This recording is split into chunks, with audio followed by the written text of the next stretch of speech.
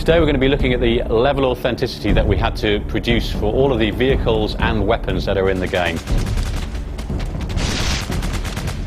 Now, I love guns, but how many of you have actually handled a real gun? I can tell you one thing, it's not like an air gun or anything like that. A lot of these guns are really heavy. For instance, when we were doing the motion capture for Operation Flashpoint Dragon Rising, we had to go to great lengths to get the real guns. This is because the weight of these guns can actually affect the way that the animation looks. We use military specialists in our motion capture sessions to make sure that our characters in game move with a lot of weight, like real soldiers do. So we actually loaded the motion capture actors up with webbing. We put lots of lead in that webbing to make sure they move with weight and purpose. We don't show you how many bullets are remaining in the gun, so you have to kind of remember how many bullets you fired. You get the experience of being a soldier. So every vehicle in Operation Flashpoint Dragon Rising has its own characteristics. By this I mean handling, look, turnout, weaponry, etc, etc. Everything from the smallest Jeep to the largest chopper, you'll find a completely different handling experience, but also something that's accessible. You don't need to be able to play a flight sim in order to fly a helicopter in Operation Flashpoint. So when you're driving a 55-ton tank, that's going to feel very different to something like a DPV, which is a very light, agile vehicle.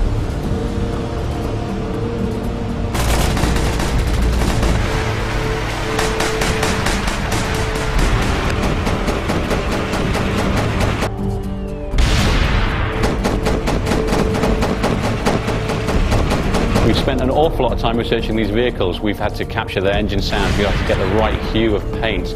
We've also, of course, had to take these brand new vehicles and actually beat up and weather them.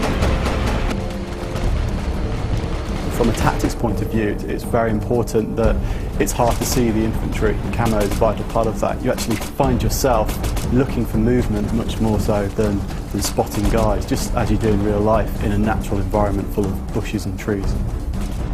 We wanted to make the game different than all the other shooters out there. In this game you're not a bullet sponge, so we wanted to make the damage model as realistic as possible.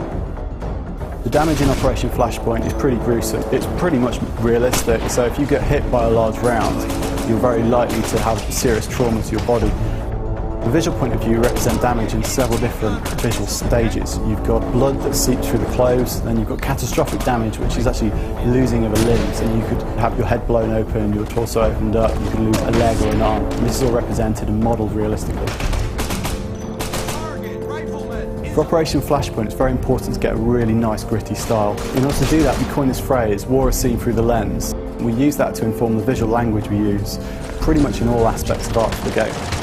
We use reportage photography, very striking black and white war photography that you've seen for all conflicts from World War II, Vietnam to modern day conflicts. That's typically very high contrast, black and white imagery, very striking. We use that to directly inform the look of the front end. The Egos technology gives us a lot of post-production systems we can use, so film grain, colour casts. We use each of those to create a very, very unique aesthetic for each mission and each time of day.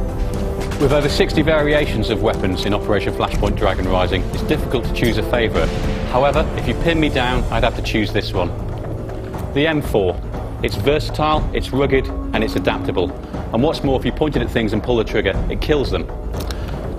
For more personal situations, I prefer to go for 45 automatic, of course, just in case.